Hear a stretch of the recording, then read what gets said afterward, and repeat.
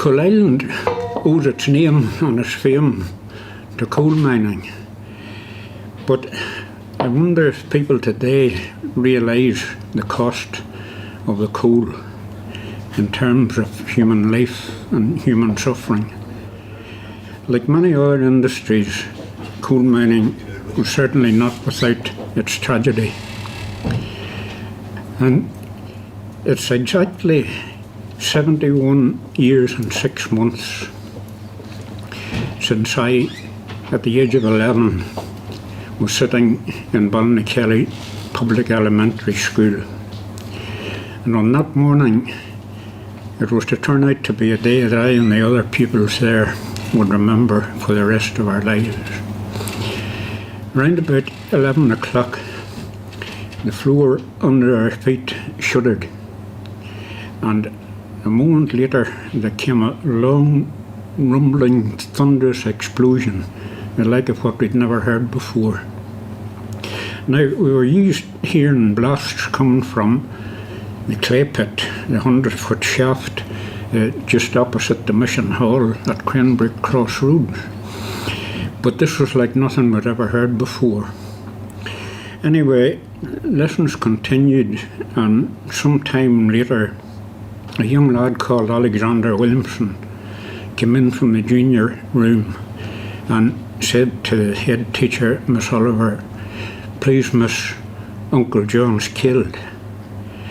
Now, I still remember the collective gasp of dismay and disbelief that went round the room. We were totally unused to sudden death or tragedy in those days, and this was something that we just couldn't take in.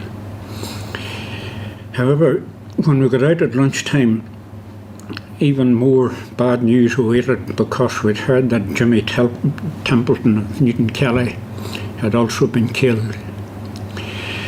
Now, in later years, when I came back here to work, the chairman, Jim Canning, encouraged me to do a project in talking to people who were the senior citizens then. And one of the first two people I talked to was Richie Templeton, son of a man that was killed, and Alex Simpson, another miner who was one of the first to risk his life to go down under awful circumstances in an attempt to rescue his workmates. And I would like to read you now, in Alex's own words, that interview. I was at the Ballynakelly Pit when the accident happened in which James Templeton and Willie John Williamson were killed. The pit was over 100 feet deep. The pit had flooded from old workings overnight and had to be drained.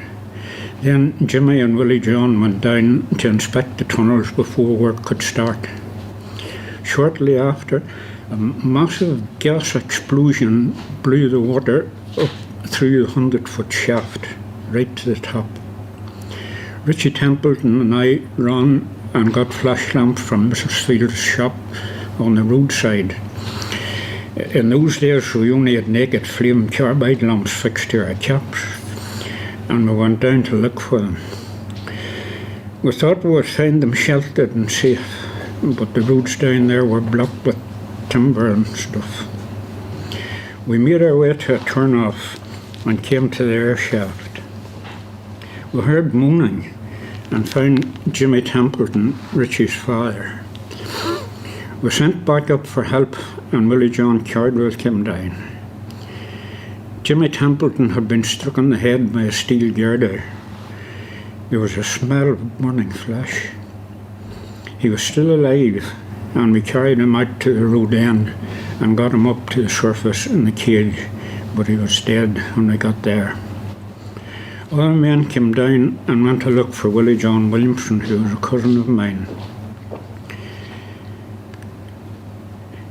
But when they found him, he was dead. Willie John Cardwell, who had been helping in the rescue, was by now suffering from the effects of gas that was black damp, and Dr. Garvin had to give him artificial respiration. We had to get brandy for some of the others. That finished that pit. We opened another one just beside it, but when we opened it, the gas came out, and Jimmy Williamson and Jimmy Skelton nearly got burned with it. I remember going down that same shaft. We're only in a few feet.